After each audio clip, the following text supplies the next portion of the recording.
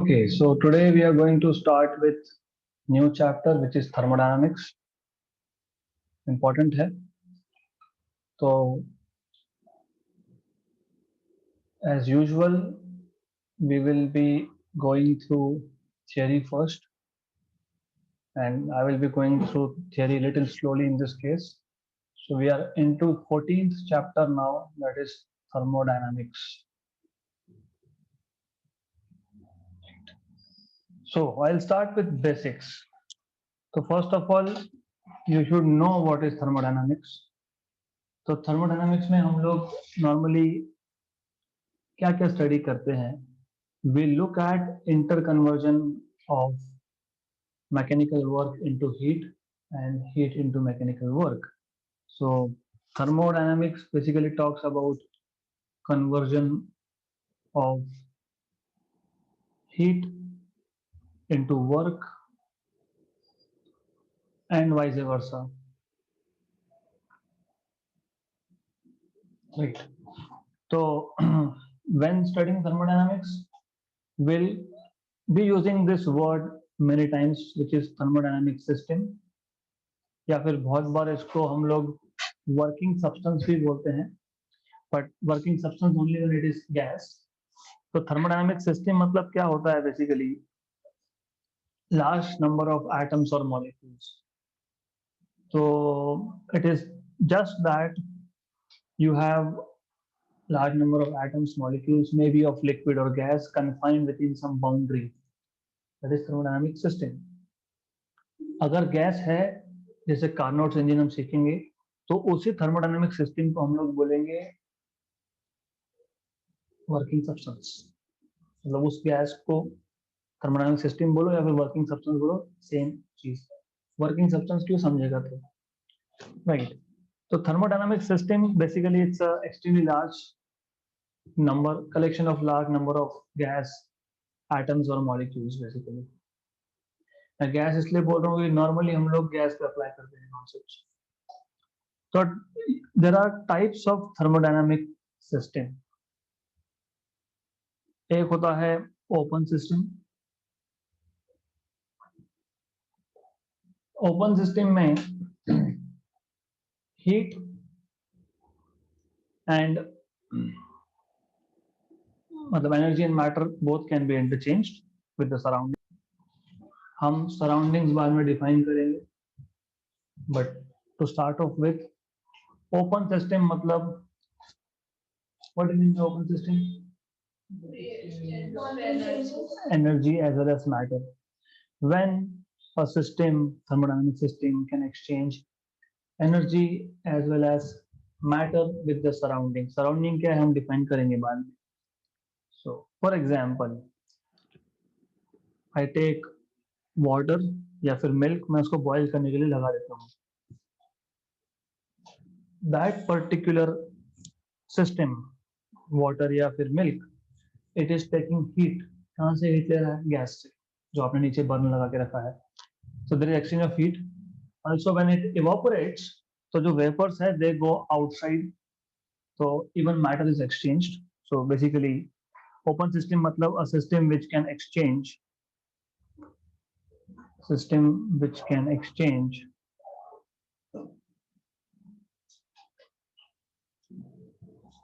energy as well as matter.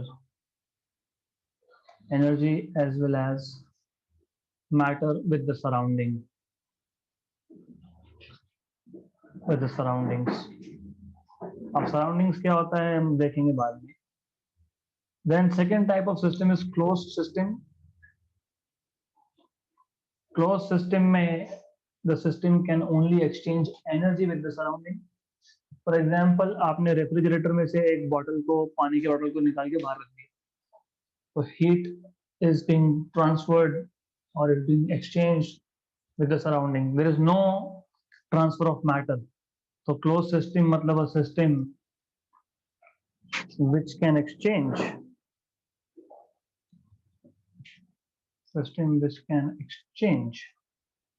only energy with its surroundings. ये थोड़ा थोड़ा basics theory है पर पता होना चाहिए. An isolated system is isolated, so it can neither exchange energy nor exchange matter. So there is no exchange basically. So I'm not going to write it down because I'm tired of writing anyways. So no exchange in short. Isolated system. उसके बाद हमको पता होना चाहिए what do we mean by surroundings. तो जैसे आपको हमने सिस्टम डिफाइन किया वैसे हमको सराउंडिंग्स पता होना चाहिए. तो anything except for system is its surrounding. इसको आप सराउंडिंग बोलो, सराउंडिंग्स बोलो, थर्मोडायनामिक सराउंडिंग्स बोलो, it's the same thing. So I will better call it as thermodynamic surroundings.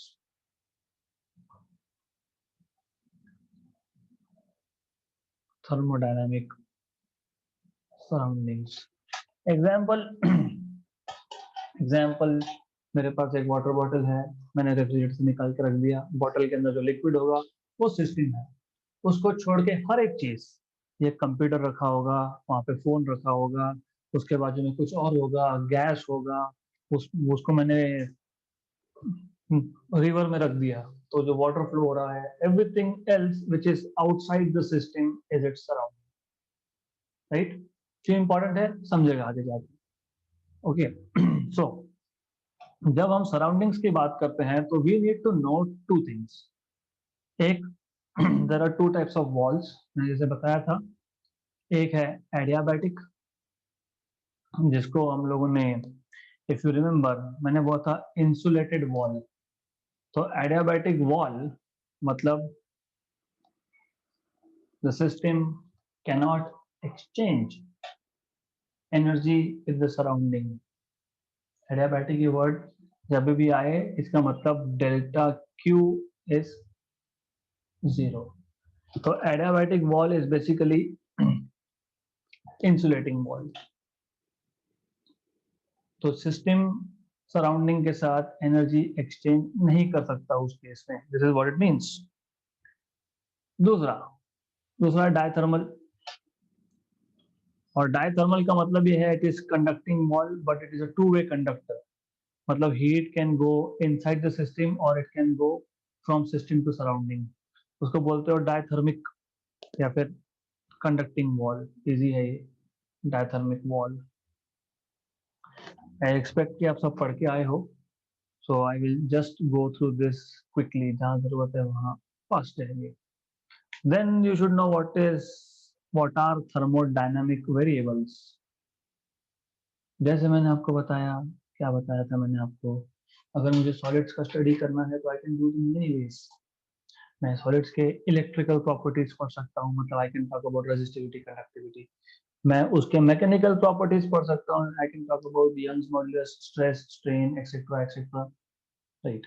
मैं उसके थर्मल प्रॉपर्टीज भी स्टडी कर सकता हूँ. I can say coefficient of thermal expansion is this. वैसे ही those are variables. Why variables? आपको पता है स्ट्रेस, स्ट्रेन ये चेंज होता है with the amount of force applied. तो वेरिएबल है, कांस्टेंट नहीं है. सिमिलरली अगर मुझे एक थर्मोडायनामिक सिस्टम का स्टडी करना है तो we need to have some variables, जैसे प्रेशर, जैसे वॉल्यूम, टेम्परेचर, और भी है entropy. Entropy is basically randomness बोल सकते हो.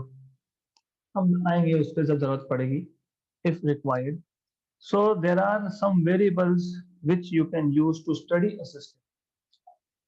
Normally we talk in terms of pressure, volume, temperature. So they are called as thermodynamic variables. क्योंकि यही दो तीन पैरामीटर से जो चेंज होंगे. If I change pressure, the volume will change. If I change pressure, temperature may change. So these are 2-3 variables which will change. Then ये जो thermodynamic variable है इसका जो रिलेशन होता है, इक्वेशन जो बनता है, that is called equation of state. Equation of state. What do mean by equation of state?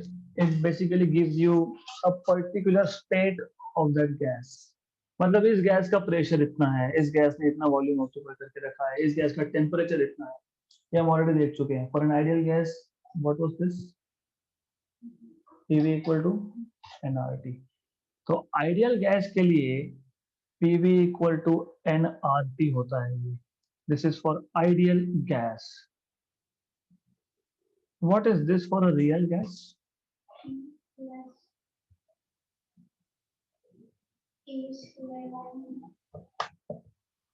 AN square by V square, V minus NB equal to nRT. ऐसा एक इक्वेशन बनता है. This is for real gas. What is the difference between ideal gas and real gas?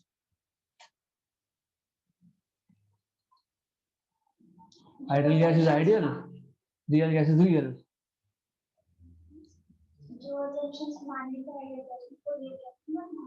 So that is what I'm asking. What is the difference between ideal gas and real gas?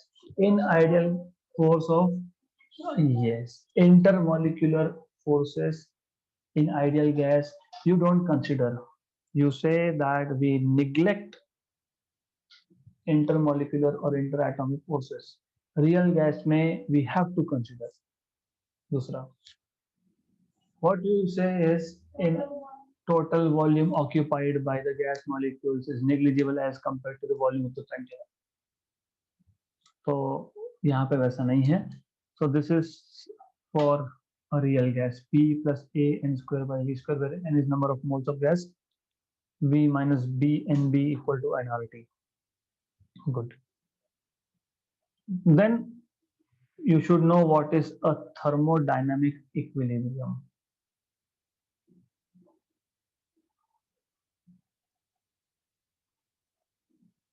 What do you mean by thermodynamic equilibrium? So for a system to be in thermodynamic equilibrium, it must satisfy three different equilibriums. One, when first is, yes, you are right. One is mechanical equilibrium. You are talking about thermal equilibrium, that is right. What is mechanical equilibrium? There should be no unbalanced force on, yes, but you need to be precise here. There should not be any unbalanced force on any part of the system or between the system and the surrounding. अगर ये room एक system है जिसमें gas है, तो there should not be any unbalanced force. सब balance है, मतलब there is no motion, or there should not be any unbalanced force between system and the surrounding. That is called as mechanical equilibrium. दूसरा है thermal equilibrium. Thermal equilibrium का मतलब क्या होता है? What do you mean by thermal equilibrium? No exchange of energy between any two parts of the system or between system and the surrounding. मतलब uniform temperature का state होता है वो. So if I measure temperature in one corner or the other corner or somewhere in between, it should be same. Then third type of equilibrium, a system is said to be in thermodynamic equilibrium. It is if it satisfies this three equilibrium: mechanical, thermal, and chemical. So there should not be any chemical reactions taking place within the system. तो जब एक system तीनों equilibrium satisfy करेगा, only then you can say it is in thermodynamic equilibrium. Okay, then you should know what is a thermodynamic process. और मैंने ये सारा का सारा पिछले सेशंस में कम से कम इंट्रोड्यूस तो कर ही दिया है. We have spoken about PV equal to nRT, और जो नीचे का क्वेश्चन है वो भी. We have spoken about thermodynamic variables. We have spoken about adiabatic diathermic wall. We have spoken about everything else here except for this open system and other system. So पता होना चाहिए what is thermodynamic process. What do you mean by thermodynamic process? Isobaric, isochoric, isothermal, adiabatic, ये सब types है उसके. Basic basic. There is no equilibrium. नहीं नहीं, I would want to know basic basic. But अभी प्रोसेस आपने बोला isothermal process, क्या होता है आइसोथर्मल प्रोसेस में? डेल्टा टी, टी कांस्टेंट होता है, डेल्टा टी जीरो होता है. फाइन. बट क्या होता है? If I change pressure then volume changes. Good. मतलब ये जो स्टेट वेरिएबल है, by the way thermodynamic variable को स्टेट वेरिएबल भी बोलते हैं. ओके. तो बेसिकली थर्मोडायनामिक प्रोसेस मतलब क्या? ये जो थर्मोडायनामिक वेरिएबल्स है, they are changing from one value to other value. So any process which may bring a change in one or more thermodynamic variables is called as thermodynamic process. In simple language, initial से final value मतलब gas initial state से final state पे जा रहा है. Right. छोटे छोटे चीजें इंपॉर्टेंस रखती है. फिर आप यहाँ पे टाइप्स आपको पता ही है, आइसोथर्मल क्या होता है, एडियाबैटिक क्या होता है, आइसोबारिक क्या होता है, आइसोकोरिक क्या होता है, वो हम लोग बाद में डिटेल में देखेंगे वैसे. Right. So because we have to see each process in detail so as to know the equation of work done. और ये ऐसा याद होना चाहिए. What is work done in isothermal process? You should know it is log of Vf by Vi into some parameter RT. वो immediately याद होना चाहिए.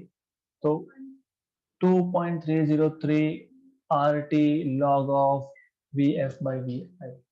ये इमीडिएटली आइसोथर्मल सुनते से पता होना चाहिए. एडियाबैटिक सुनते से पता होना चाहिए PF VF minus PI VI by R into some other constant outside. तो ये कब होगा? जब बेसिक्स पता लगेगा. इसलिए पहला काम हमारा बेसिक्स डेवलप करने का होना चाहिए.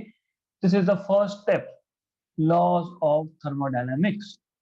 सो पहले आपको लॉज ऑफ थर्मोडायनामिक्स पता होने चाहिए.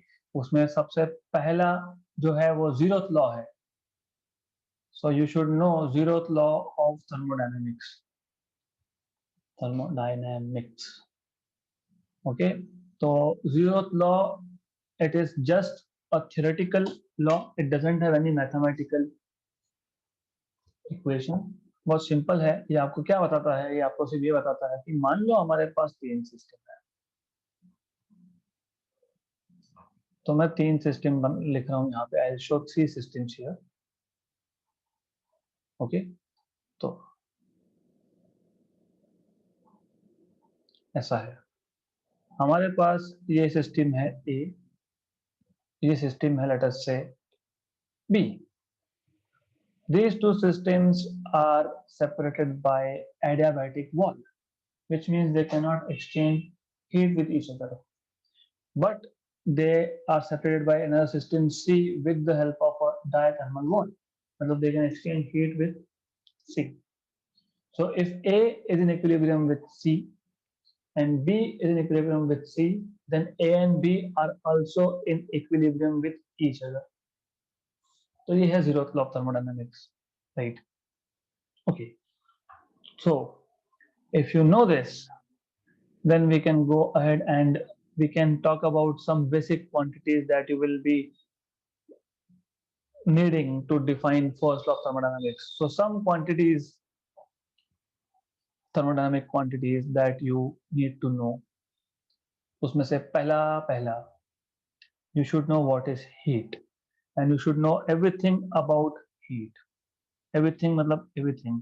You should know heat means what? Heat actually tells you how much is the internal energy of the system. Heat flows from a body of higher temperature to a body of lower temperature. ये important है. क्यों? अगर ये समझा जो मैंने बोला, क्या मैंने बोला? Heat always flows from higher to lower temperature. ये समझा तो आपको समझेगा ये एयर कंडीशन कैसे वर्क करता है, रेफ्रिजरेटर कैसे वर्क करता है. क्योंकि यहाँ पे उल्टा हो रहा है. क्या करते हो उसमें आप? एक चेंबर में से हीट निकाल के बाहर करते हो, है ना. पर नॉर्मली क्या होना चाहिए?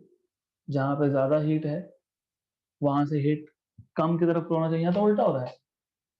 एयर कंडीशन चालू किया मतलब अंदर का टेम्परेचर 16 डिग्री पे मेंटेन करना है, तो मैंने रिमोट कंट्रोलर सेट कर दिया 16, पहले 27 था, फिर 26 होगा, फिर 25 होगा, ऐसा कर करके टेम्परेचर कम होगा।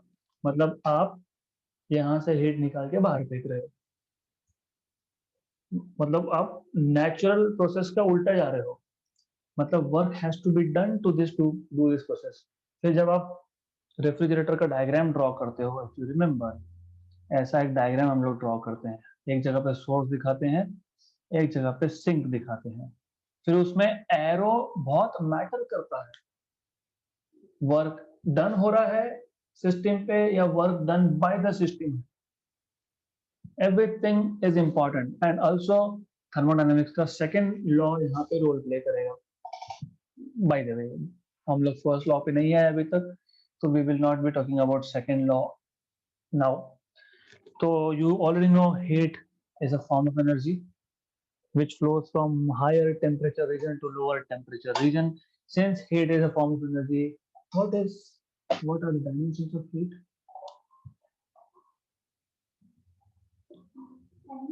M M M what? What one? L2 T minus 2. Half mv square कर लेना, बात खत्म. Right. Good. Because heat is energy. Energy, kinetic energy is energy. Potential energy is also energy. It is scalar quantity. इसके dimensions जो है, basically you can measure either in joule, which is SI system, or you can actually measure in calorie, and calorie is called as practical unit. Calories. इसलिए तो बोलते हैं ना, how many calories you have burned today. Right. Good. I don't do any kind of burning of calories. एक ही जगह पे बैठ के पढ़ाना पड़ता है, तो I don't do anything. Anyways, उसके बाद this is important thing. अभी यहाँ पे बोला है आपको, जो मैं कब से बोल रहा हूँ, हम जब स्पेसिफिक हीट कैपेसिटी को डिफाइन करते हैं at constant volume and eight constant pressure, you should know that from first law जो बाद में आएगा, but anyways, delta Q is delta you plus delta W. Delta W is P delta we. अगर constant volume है तो ये term गायब हो गया, इसलिए delta Q at constant volume is nothing but NCV delta T. मतलब basically it's nothing but, ये आपको पता है, it is nothing but delta U. क्यों डेल्टा U? क्योंकि कांस्टेंट वॉल्यूम पे डेल्टा Q ही डेल्टा U होता है, इसलिए मतलब स्पेसिफिक हीट के लिए कोई अलग फॉर्मूला है नहीं. Specific heat in general C is nothing but delta Q by delta T. That is nothing but delta U plus delta W by delta T. अगर वॉल्यूम कांस्टेंट हो गया तो ये वैसे भी जीरो हो गया, राइट? इसलिए मैंने बोला था कि at constant pressure you directly write down delta Q N C P delta T. मतलब जनरल फॉर्मूला यही है. This is specific heat. क्यों डिफाइन ही वैसे किया? क्या क्या डेफिनेशन है स्पेसिफिक हीट का? The amount of heat required to raise the temperature of, depends of unit mass बोला तो you are talking about principal specific heat. अगर 1 मोल बोला यूनिट मोल, तो you are talking about molar specific heat, right? To change the temperature by 1 degree. हाँ, तो delta Q by delta t ही तो c था. तो आगे से Cp और Cv में कंफ्यूज नहीं करना, दोनों delta Q by delta T है. सिर्फ Cv लिखते टाइम पे वो डेल्टा W जीरो हो गया, इसलिए हम लोग बोलते हैं Cv is equal to delta U by delta T, और Cp is equal to delta Q by delta, अरे एक ही हो, तो सेम थिंग. और जब बोला हो फाइंड आउट स्पेसिफिक हीट, मतलब you are suppose to find out this particular thing. नहीं बोला ऐसा कि find out specific heat at constant pressure या कांस्टेंट वॉल्यूम, मतलब आपने सीधा ये करना है वहां पे. क्लियर? तो there should not be any doubt. Specifically कौन सा नहीं पता तो डायरेक्ट dq by dt कर लो, खत्म। Then next thing that is important is work, delta W। अब मान लो हमारे पास एक सिलेंडर है, उसके ऊपर एक पिस्टन है, उसके बाद यहाँ पे गैस है। अभी जो गैस है ये पिस्टन पे एक फोर्स अप्लाई करेगा और इस पिस्टन का एरिया ए है, मतलब देयर इज प्रेशर। और ये जो प्रेशर या फोर्स लग रहा है, इस प्रेशर या फोर्स की वजह से ये पिस्टन डिस्प्लेस हो गया ऊपर की तरफ बाय डिस्टेंस dx। तो व्हाट डू यू से? यू से work done, small work done for small displacement is nothing but f dx, and by definition pressure is force upon area, so force is pressure into area। मतलब आप बोलते हो this is f की जगह पे p a dx, but what is area into dx? that is change in volume। कितना volume पड़ा है इस केस में, कितना इंक्रीज हुआ है। ADX, area meter square, dx meter, meter square into meter, meter cube. That is, you're talking about change in volume, and this is how you get dW as PdV। ऐसा आता है वो। Clear? Good. तो ये तो हो गया small amount of work done, क्योंकि हमने यहाँ पे वॉल्यूम भी, मतलब डिस्प्लेसमेंट भी पिस्टन का स्मॉल अमाउंट से हुआ है। What is total work done in changing the volume from some initial value to final value?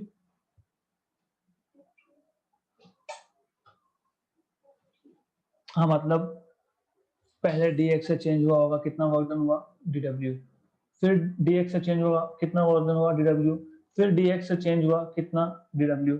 तो integration over all small work done. मैं तो बोल सकता हूँ ना कि पहले 10 मीटर क्यूब वॉल्यूम था, फिर 15 हो गया, तो मैं बोल सकता हूँ पहले 10 से 10.5 हुआ होगा, फिर 10.5 से 11 हुआ होगा, फिर 11.5 से 12 हुआ होगा, like this। Each time there is small amount of work done, and I want to know how much the total work done in increasing the volume from 10 meter cube to 15 meter cube, integration over all this small work done, dw plus dw plus pdw, जितना कब तक, initial से final state तक, right. तो initial से final state तक pdv। But pressure, हमने कब बोला प्रेशर चेंज होगा? प्रेशर कांस्टेंट है, तो प्रेशर कांस्टेंट है तो dv पे इंटीग्रेट होगा। आपको पता होना चाहिए integration over any variable is that variable itself, मतलब इंटीग्रेशन dx इज x। तो similarly integration of v dv इज v, इनिशियल टू फाइनल। तो what is work done? p final minus initial. अब ये जो आपका कल का कंफ्यूजन था, वर्क डन पॉजिटिव या वर्क डन नेगेटिव, वो यहां से क्लियर हो जाएगा, and you should remember this for the rest of your life. कैसे? अब ये ऐसा है, वर्क डन आप खुद बता दो कि पॉजिटिव कब आएगा। प्रेशर तो कांस्टेंट है, वहां पे एक फैक्टर है जो जिसमें सब्ट्रैक्शन है, तो पॉजिटिव होने के लिए what should be the condition? नहीं, वो सिस्टम छोड़ दो। Look at this equation number 1, मुझे बताओ वर्क डन पॉजिटिव कब होगा? which means if v final is greater than v initial, मतलब there is expansion, correct? Expansion होने के लिए मैंने कल बताया था, अगर मैंने गैस को हीट सप्लाई ही नहीं किया फिर भी एक्सपांशन हो रहा है, मतलब वर्क कौन कर रहा है? हाँ, लेकिन मतलब वर्क कौन कर रहा है? गैस कर रहा है। हाँ, तो work done is positive when the work is done by the gas, right? So work done is positive if there is expansion and if the work is done by the gas। Clear? अब भूलो कि अब जरूरत है कि हमको sign convention इसकी उसकी, ये साइन कन्वेंशन बोल देते हैं, टेबल बना के दिया है कहीं तो sign convention take dw to be positive if work is done by, अरे दिख रहा है मुझे, समझ में आता है हमको, वो सिंपल चीज है ये। End of course you can do it with the help of indicator diagram also. Pressure volume indicator diagram समझने के लिए और work done by the gas है ये समझने के लिए it should be something like this: as volume is increasing pressure is decreasing। तो A से B जाना चाहिए, उल्टा नहीं, क्योंकि A से B जाने का मतलब है वॉल्यूम बढ़ रहा है, there is expansion। तो इस केस में वर्क डन निकालना होगा तो एरिया अंडर द कर्व, और ये पॉजिटिव ही आएगा, राइट। तो when will the work done be negative now? If final volume is less than initial, right. ये तो समझ सकते हैं कि गैस था, उसके एक कंटेनर में, उसके ऊपर पिस्टन लगा था, पिस्टन ऊपर आ गया, समझ सकते हैं, लेकिन पिस्टन नीचे चला गया, अपने आप तो नहीं होगा, हमको वर्क करना पड़ेगा किस पे? On the gas. तो work done is negative if the work is done on the gas, याद रखना, क्योंकि आगे जाके फिर मैं पूछूंगा अच्छा फिर अभी वर्क डन पॉजिटिव है तो मुझे ये बताओ कि इंटरनल एनर्जी पॉजिटिव है कि नेगेटिव है। सिर्फ यहाँ पे खत्म नहीं, ये स्टार्टिंग पॉइंट है, ये समझना। Work done by the gas मतलब वर्क डन पॉजिटिव, और वर्क डन पॉजिटिव का मतलब क्या होगा? Delta U will be negative. Why? Because internal energy is decreasing. Good. This is the level that I really am expecting. So good. So basically ये expansion है, as you already know. So this belongs to this condition, and I can also talk about compression if the gas goes from B to A. मतलब initial volume is less, और sorry final volume is less than initial. तो ये compression है basically, this is compression.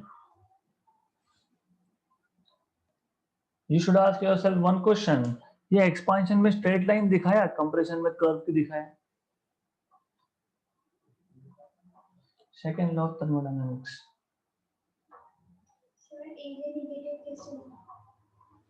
Area negative कैसे होगा?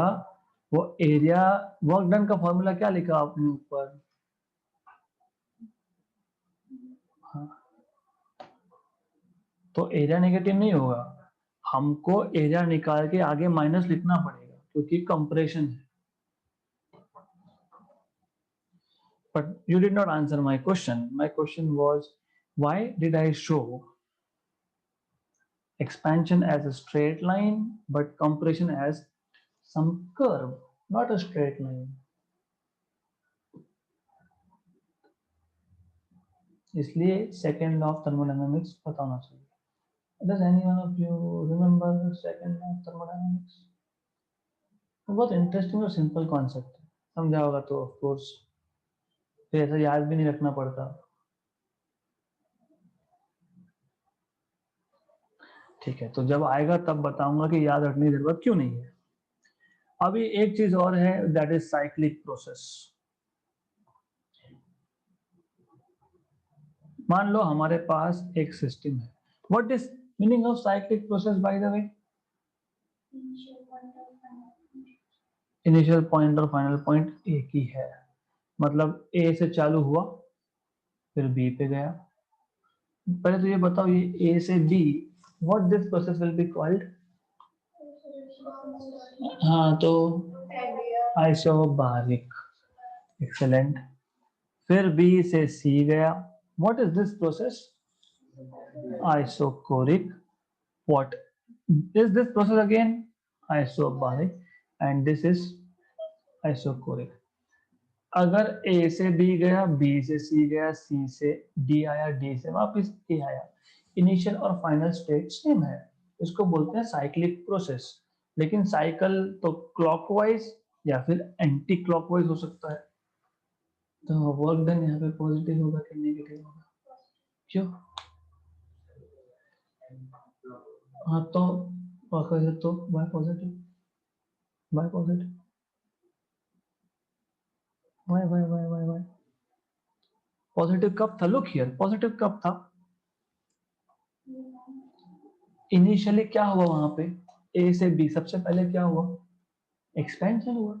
हाँ, तो initially expansion हुआ, इसलिए यहाँ पे work done positive and work done is area enclosed by this loop. नीचे का एरिया आप लोगे तो भी वो माइनस होगा। बेसिकली इट इज एरिया इनक्लो, देखो एरिया अंडर द कर्व है ना, मेरे पास ये कर्व है सिर्फ ए से बी, तो एरिया अंडर द कर्व आता है। लेकिन जब हमारे पास साइकिल होता है तो टोटल सब करने के बाद, क्योंकि ये एक्सपांशन है, ये कंप्रेशन है, positive work negative work, positive work negative work, बराबर बोल रहा हूँ ना, एक्सपांशन में work done is positive, compression में वर्क डन इज नेगेटिव, बराबर ना? गुड, वेट, इनिशियली ए से बी गया, is this expansion? Yes. What is work done, positive और नेगेटिव? पॉजिटिव। फिर मैं बी से सी छोड़ देता हूं, मैं सी से डी की बात करता हूं, सी से डी, कंप्रेशन। तो पहला area under the curve A B का लिया था, पॉजिटिव लिया था, फिर हमने सी डी का लिया, नेगेटिव लिया। अब जब ऐड करोगे तो सब्ट्रैक्ट होगा कि नहीं? वो क्योंकि एक पॉजिटिव है एक नेगेटिव, फिर कितना बचा? सिर्फ ये इतना अंदर का पार्ट बचा, इसलिए area enclose by the loop here, by the cycle. Similarly, तो इसका मतलब ये है कि अगर क्लॉकवाइज साइकिल चल रही है ना, तो वर्क डन इज पॉजिटिव, और अगर एंटी क्लॉकवाइज है तो work done is negative. Anti clockwise में क्योंकि पहले वॉल्यूम कम होता है, इनिशियली कंप्रेशन होता है, इसके लिए एंटी क्लॉकवाइज में work done turns out to be negative, right? Convinced? Question mark दिख रहा है पेज पे? नहीं, पक्का? ओके, सो अब ये एक अच्छा एग्जाम्पल दिया है, तो I will have to take that example because it's very good. हमारे पास एक सिस्टम है, थर्मोडायनामिक सिस्टम है, कंटेनर है, उसके ऊपर एक पिस्टन है जो एक स्प्रिंग के साथ लगाया गया है, गुड, और इस स्प्रिंग पे एक मास हमने एम रख दिया है, मतलब पिस्टन के ऊपर मास रख दिया है हमने, ये मासलेस पिस्टन है। ओके, मुझे ये पता करना है what is total work done for expansion of gas. Gas expand हो रहा है, तो गैस जो है मतलब वॉल्यूम बढ़ेगा इसका, some initial volume to final volume, what is total work done, किस किस के अगेंस्ट वर्क करना पड़ेगा?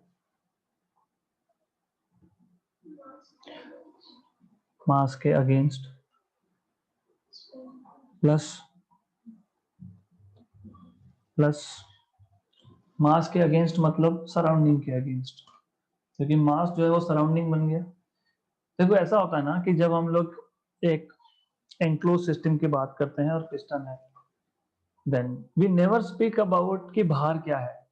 बाहर एटमॉस्फेयर भी होगा तो एटमॉस्फेरिक प्रेशर होगा, तो अगर गैस को एक्सपांड होना है तो उसको एक्सटर्नल प्रेशर के अगेंस्ट वर्क करना पड़ेगा। तो मैं एक्सटर्नल प्रेशर बोल दूं या फिर मैं बोल दूंगा मास है, mass is providing external pressure. So if the gas has to expand, the gas has to do work against external pressure. Second, the gas has to do work against spring constant, क्योंकि spring है ना, तो spring के against work करना पड़ेगा. The gas has to do work against gravity, work done against gravity भी होगा.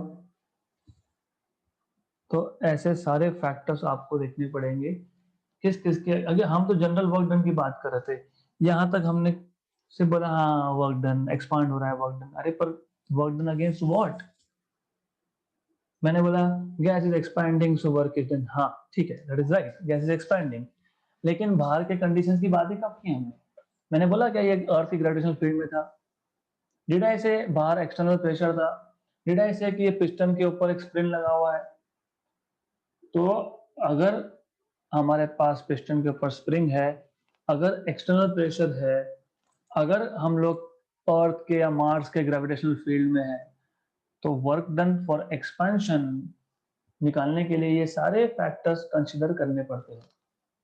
तो एज एंड व्हेन रिक्वायर्ड हम लोग ये करेंगे, but I should tell you work done against external pressure turns out to be P0 into delta V, PV. Work done against spring Kx half Kx square. That work done is stored in the form of potential energy. Very good. What is work done against gravity? That is potential energy, mg h, या फिर x use कर रहे हैं तो x. This is total work done in expanding the gas. Okay? तो ये सारे चीजें आपको देखना पड़ेगा. देन वैसे ऑब्वियस है, ऑब्वियस ये है कि अगर गैस के ऊपर मतलब पिस्टन के बाहर अगर वैक्यूम है, वैक्यूम मतलब pressure is almost zero, right, तो पहला टर्म गायब हो जाएगा वहां से. Simple. Next thing is you should know what is internal energy of a system, and the system here is gas. What do you mean by internal energy? अब तक तो बोल रहे थे यू, हाँ यू, लेकिन मतलब क्या होता है. Kinetic energy. What is internal energy? Internal energy of a system of gas is the sum of, मतलब addition of all the energies possessed by all the molecules. बराबर. तो अभी मॉलिक्यूल के पास कौन कौन सा एनर्जी हो सकता है. एक kinetic, as you said kinetic because they are in random motion. She is saying potential. If it is ideal gas नहीं होगा, क्योंकि हमने पहले ही बोला था इंटरैक्शन. पोटेंशियल कहाँ से आता है, इंटरैक्शन से आता है. किसका इंटरैक्शन, एक के फील्ड का इंटरैक्शन दूसरे चार्ज के साथ. ग्रेविटेशनल फील्ड का और ग्रेविटेशनल फील्ड का इंटरैक्शन आपके मास के साथ. इसलिए तो लिखते हो ना पोटेंशियल एनर्जी. कैसे लिखते हो, याद है क्या पोटेंशियल एनर्जी कैसे लिखा था. Gm1m2 by R. उसमें Gm of Earth upon R क्या था, potential of earth into your mass. Correct. तो अगर गैस एटम्स या गैस मॉलिक्यूल्स इंटरैक्ट नहीं कर रहे तो पोटेंशियल एनर्जी नहीं रहेगा. मतलब इंटरनल एनर्जी क्या रहेगा, only kinetic energy. But if you talk about real gases दोनों रहेंगे. तो internal energy is normally it comes from kinetic energy due to random motion and potential energy in this case. Then as we have already done a lot of things here, फिर भी मैं पूछ लेता हूँ what is internal energy of ideal monoatomic gas. 3/2 kBT for single molecule. For one mole 10 into then 1. what one, 1 से multiply कर देंगे. 3/2 RT. Very good. So the moment you write 3/2 मतलब you are saying that the gas molecule has only kinetic energy of translation. मतलब you have already neglected potential energy, इसलिए आप बोलते हो ideal monoatomic gas. तो ये आपको पता होना चाहिए, it is a simple thing. Then we will do a lot of work on this आगे जाके, but for the time being मुझे डेल्टा यू फाइंड करना है, मुझे डेल्टा यू फाइंड करना है। What is delta U? Change in energy. तो मैं पहले तो बोल देता हूं यहाँ पे, if gas is ideal that means up is already 0 and u is just uk, and that is 3 by 2 nrt. So delta u, as you can see, 3 by 2 nr delta t ऐसा आएगा वो। good, then and you of course you know, इसको मैं लिख सकता हूं delta u as n f by 2 r delta t. Then of course I can write this as nf by 2 r t final minus t initial. And then of course, because it is ideal gas, pv is equal to nRT।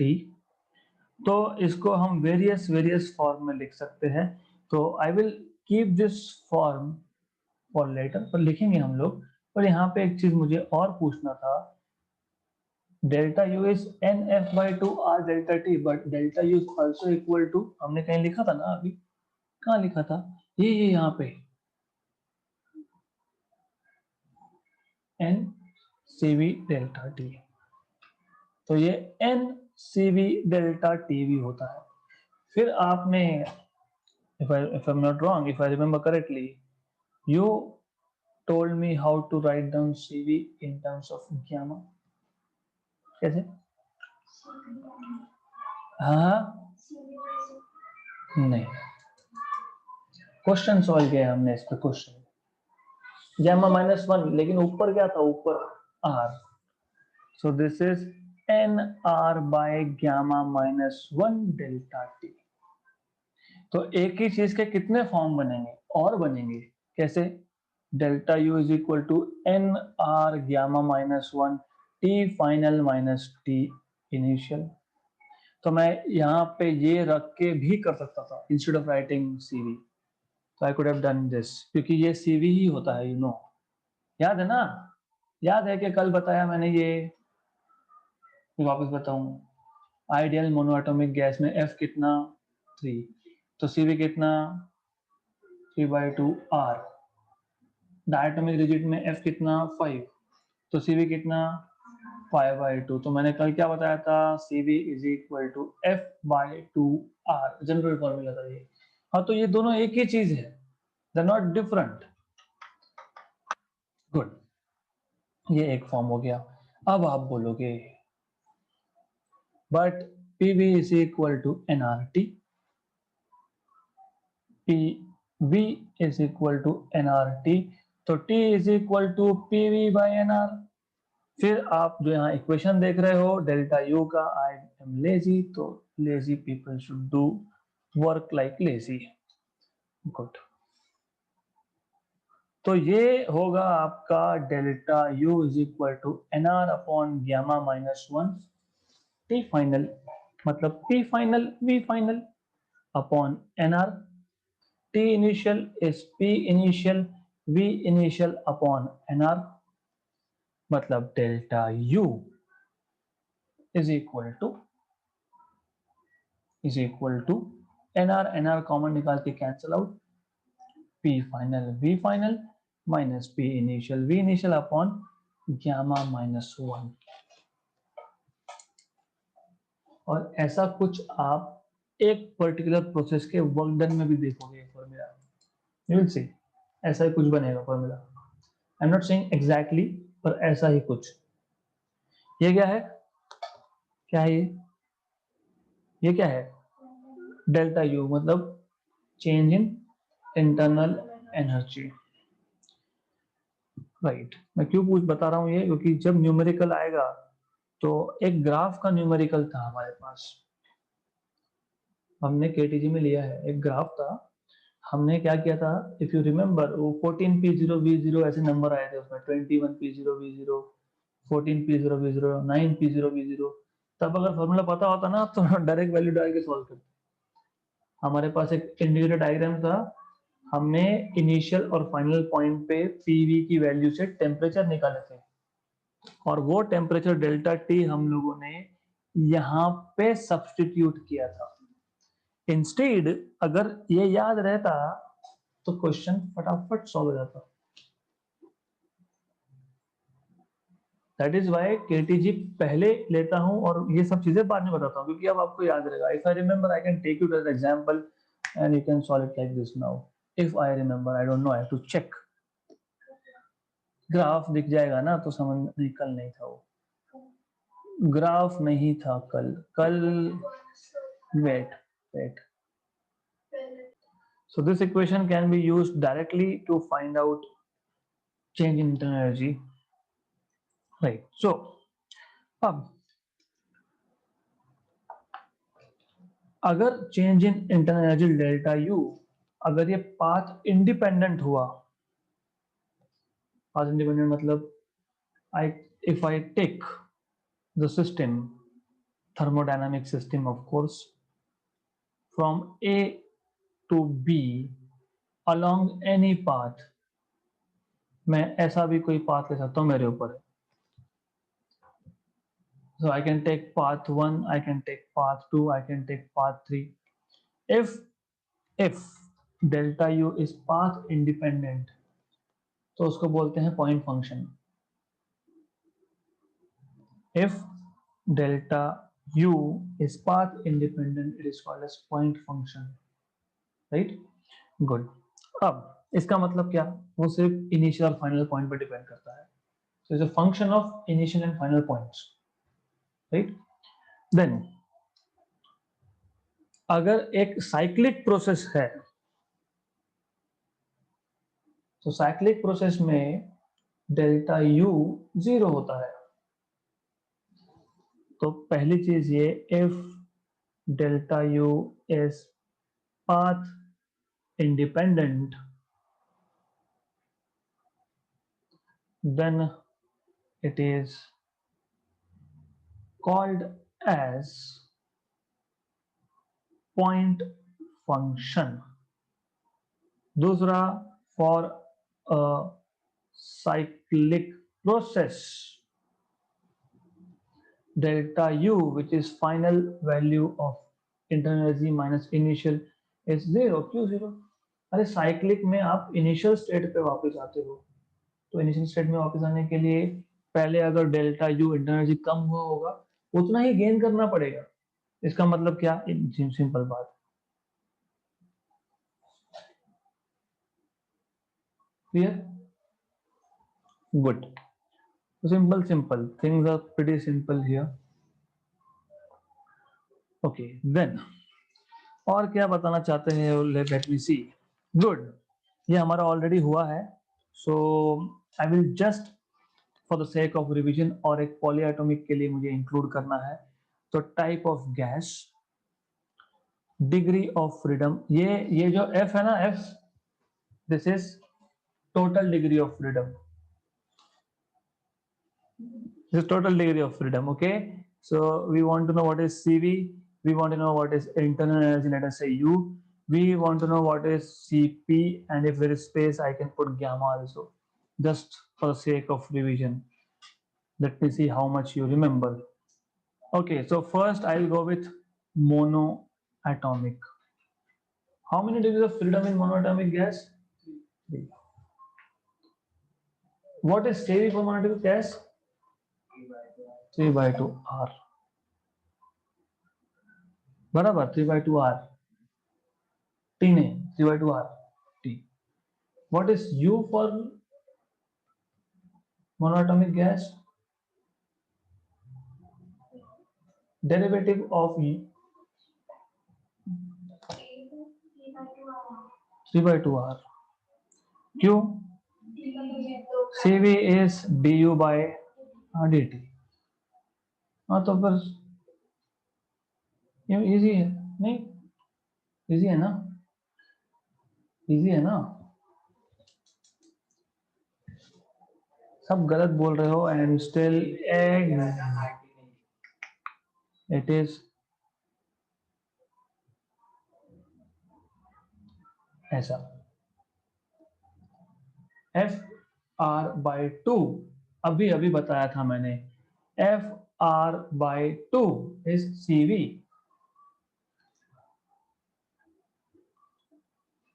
अभी तो ये easy है, should not be asking this. What is CP? 5/2, क्योंकि CP CV plus R, तो 3/2 R plus R is 5/2. What is gamma? 5/3. फिर मैं अभी rigid diatomic ये नहीं लूंगा, मुझे बताओ what is for polyatomic. And when I say polyatomic, I mean there are greater than or equal to 3 atoms. Degrees of freedom approximately 6. Approximately 6 without vibration. We're not talking about vibrations here. Okay. What is U? 3. This is 3R. This is 3 plus 1. 4R. This is 4/3. Vibration नहीं लिया अभी तक हमने. This is without vibration. So we are not talking about vibration here. So, ठीक है. Then you should know what is Joule's law. Normally होता क्या है? It is all actually related to first law और first law thermodynamics आएगा. Normally होता क्या है? Normally ये होता है कि जो हम heat provide करते हैं और जो वर्क डन होता है, ये दोनों अलग अलग यूनिट्स में होते हैं. Work done is in joule and heat is in calorie, right?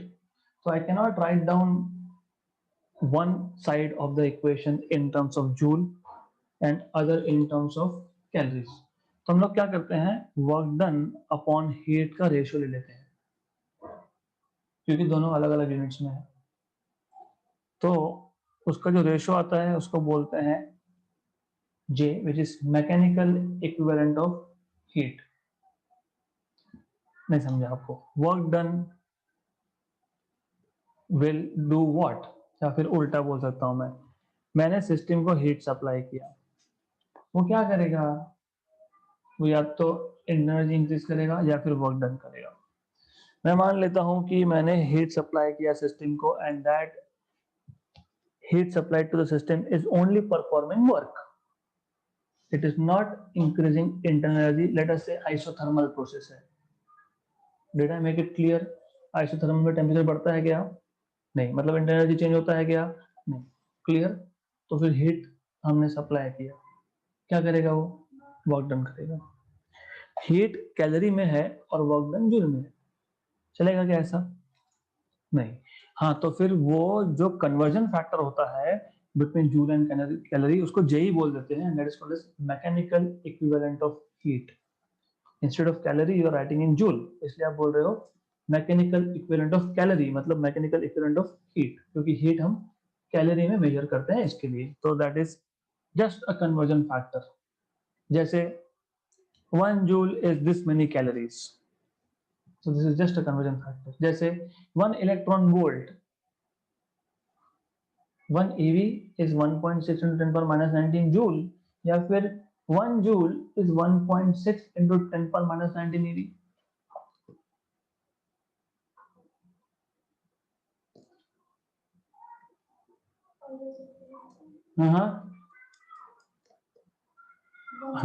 I'm asking you a simple thing. 1 J is 1.6 into 10 power minus 19. ये भी वैसा ही है, ये भी कन्वर्जन फैक्टर ही है, जैसे ये मैकेनिकल इक्विवेलेंट ऑफ हीट है, ये भी कन्वर्जन फैक्टर है. I am asking you which of this two is correct? Sure?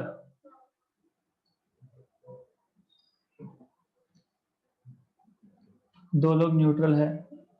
Even neutrons are not neutral. Neutrons are made up of quarks, which are charged particles. How can you be neutral? So nothing in your body is neutral, basically. Yes. How do you define 1 electron volt?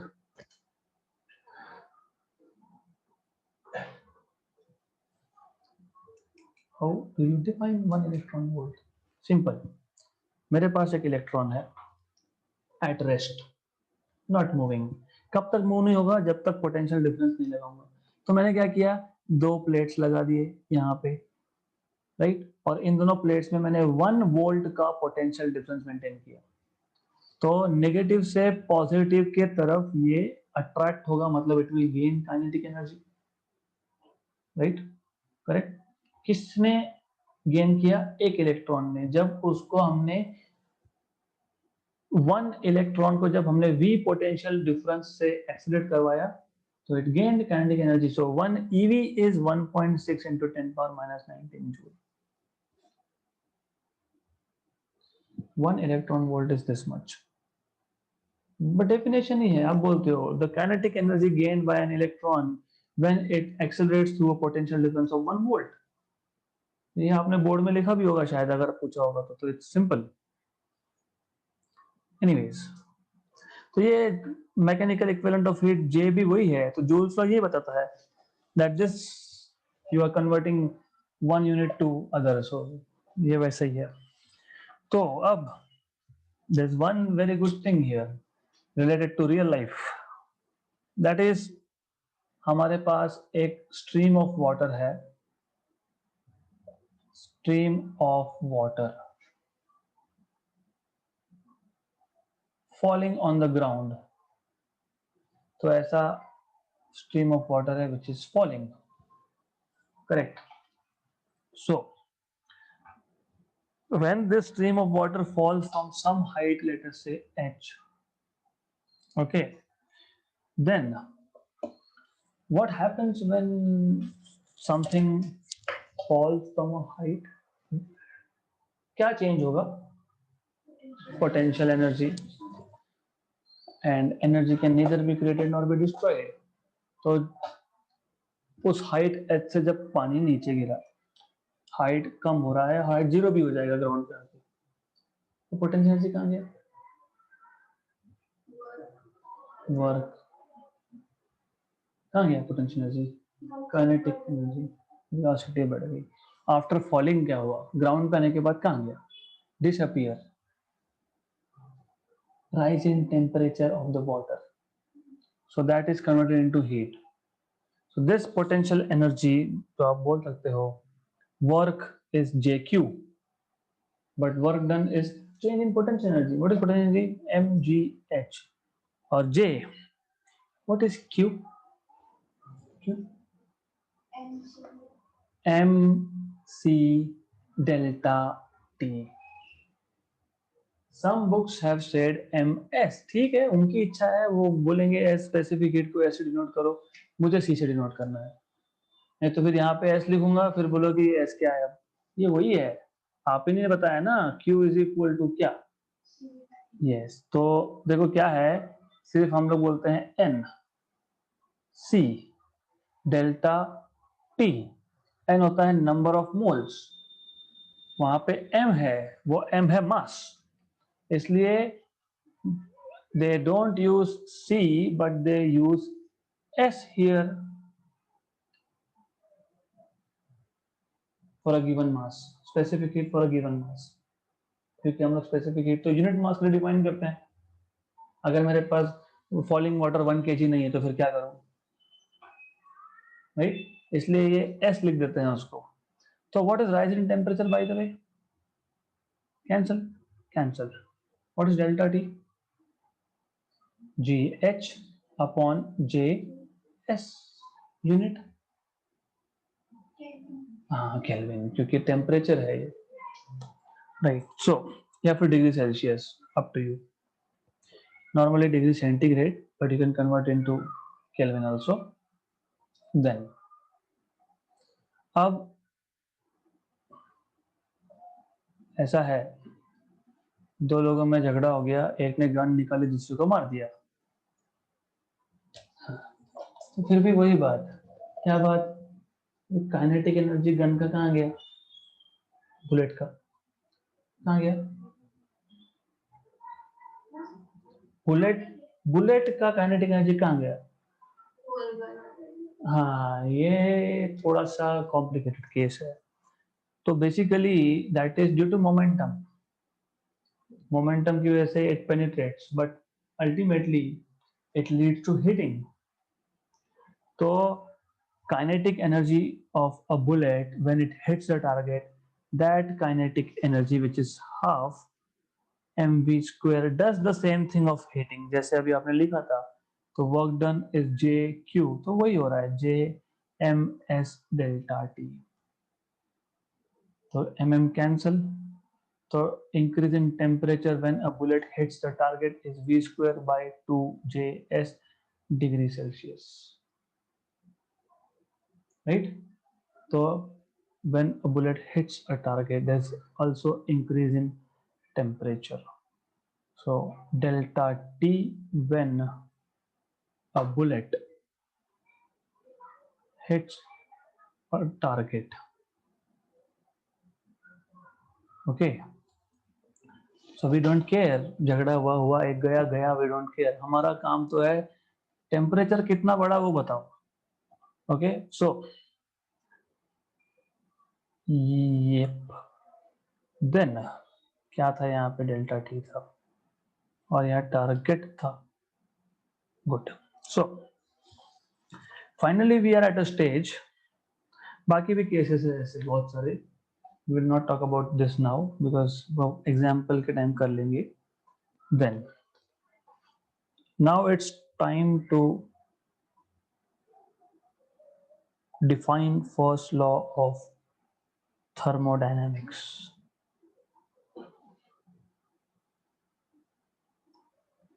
What is first law of thermodynamics? The amount of heat supplied to the system will either increase its energy or it will do work. Partial work, partial, yes. अब ये एक table दिया है जिसको उन्होंने बोला है sign convention of various function, तो we will discuss about this, पर हम ऑलरेडी कर चुके हैं and I told you don't remember it like sign conventions.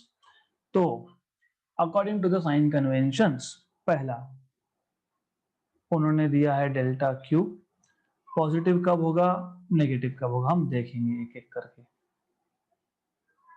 फिर उन्होंने बोला है यहाँ पे डेल्टा डब्ल्यू, पॉजिटिव कब होगा और नेगेटिव कब होगा।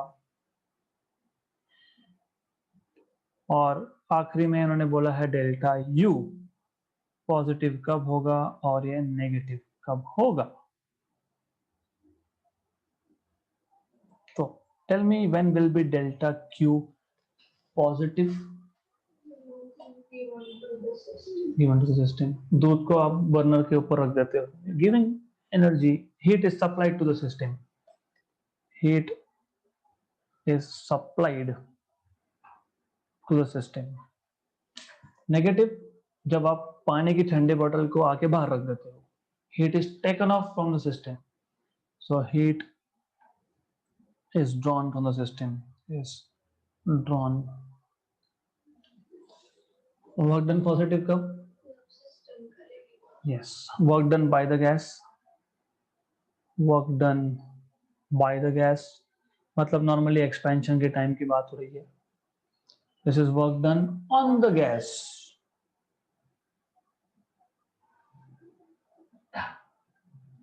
अब बताओ डेल्टा यू पॉजिटिव कब, डेल्टा यू नेगेटिव कब। work done on the gas because then delta u increases and T also increases, है ना, तो U increases, T also increases। Negative कब, जब U डिक्रीज होगा और T भी डिक्रीज होगा। इसका मतलब जब आपने वर्क डन पॉजिटिव बोला है तो डेल्टा यू तब नेगेटिव होगा। कौन सा साइन कन्वेंशन की बात हो रही है? लॉजिक है ये तो, इजंट इट लॉजिकल? मैंने पहले ही बताया, जब गैस वर्क करेगा मतलब सिस्टम एक्सपांड होगा। सिस्टम एक्सपांड होगा, कहां से हुआ? खर्चा कब होता है? जब जेब में पैसे हो, सिंपल चीज। एक्सपांशन कब होगा? जब गैस की एनर्जी है। अभी खर्चा कर दिया तो कम हो गया ना, जितना भी आपका एसेट्स था कम हो गया। इसका एसेट्स क्या था गैस के पास? एनर्जी। एक्सपैंड हो गया तो खुद का एनर्जी यूज करके हुआ, मतलब डेल्टा यू नेगेटिव हो गया, इसलिए वर्क डन पॉजिटिव लिया हमने। So this is it. तो क्या था उसमें, कौन से साइन कन्वेंशन की बात हो रही है? आई डोंट अंडरस्टैंड, सिंपल है ये। तो you have to make your own tricks to remember things, नहीं तो बहुत बड़ी गड़बड़ होगी आगे जाके क्वेश्चन सॉल्व करने में। सो finally we are at a stage where we can define isothermal process। हमको ऑलरेडी पता है, हम लोग अब टाइप्स ऑफ प्रोसेस स्टार्ट करेंगे। हमको ऑलरेडी पता है आइसो मतलब सेम, थर्मल मतलब temperature. So a process that takes place at constant temperature is called as isothermal process। and what kind of walls should we have here? Adiabatic or diathermal? Diathermal. Diathermal. This process should be very rapid, sudden, or quasi-static, very slow? Slow. Very slow. क्यों? Because the system needs time। अगर मेरे पास एक gas है और piston को मैं नीचे प्रेस कर रहा हूँ मतलब I am supplying energy. Work is done on. On मतलब डेल्टा यू पॉजिटिव, टेम्परेचर बढ़ने के चांस है, इसलिए स्लो स्लो मुझे कंप्रेस करना पड़ेगा, क्योंकि गैस को टाइम देना है to give off energy to the surrounding, so as to maintain constant temperature. Correct. हाँ, तो आइसोथर्मल में टी कांस्टेंट होता है एक चीज, वॉल्स होते हैं डायथर्मल दूसरा, थर्ड थिंग ये होता है, जैसे मैंने आपको बताया, it is very slow process. तो अगर ऐसा वर्ड आया क्वासी-स्टैटिक प्रोसेस, समझ लेना वो क्या बोलना चाहते हैं। A quasi-static process with diathermal walls, तो they are telling you isothermal process है, मतलब PV equal to constant use करो यहाँ पे, P raised to gamma नहीं चलेगा। गुड। सो ऐसे ऑलरेडी टोल्ड यू, और क्यों? क्योंकि PV is equal to nRT होता है, आपने खुद ने बोला T कांस्टेंट, R कांस्टेंट ही है, N कांस्टेंट है, तो PV is equal to constant है। Class so PV is equal to constant, right? So equation of state is this, simple। फिर बहुत सारे ग्राफ दिए हुए हैं। I will just take this last thing, indicator diagram, and I would like to know if you understand any kind of PV diagram here in which there is constant temperature। मैं ऐसा graph भी ले सकता हूँ, correct? Okay, good। Then I want to know what is slope in this case। Slope Work done. नहीं, work done तो ठीक है, मैं बोल रहा हूँ स्लोप। मैंने Area होता है। Work done is area under the curve. This is isothermal curve. Isothermal curve. What is the slope of this curve? भले स्ट्रेट लाइन लो, कैसे आया? यस, वो PV is equal to constant। Good। P dV plus V dP is equal to 0। Taking derivative on both sides, P into derivative of V क्योंकि volume change हो रहा है, plus V into derivative of P क्योंकि pressure भी change हो रहा है, और इक्वल टू कांस्टेंट का डेरिवेटिव 0। मतलब कहना है P dV is equal to minus V dP। What is slope? dy by dx। यहाँ पे y क्या है? प्रेशर। x क्या है? वॉल्यूम। तो dp by dv is minus p by v। That is slope here। और एडियाबैटिक में सिर्फ मल्टीप्लाइड बाय गामा होता है, ये हम कल देखेंगे, right? So this is how you find slope. Okay, clear? All right, so we'll stop here.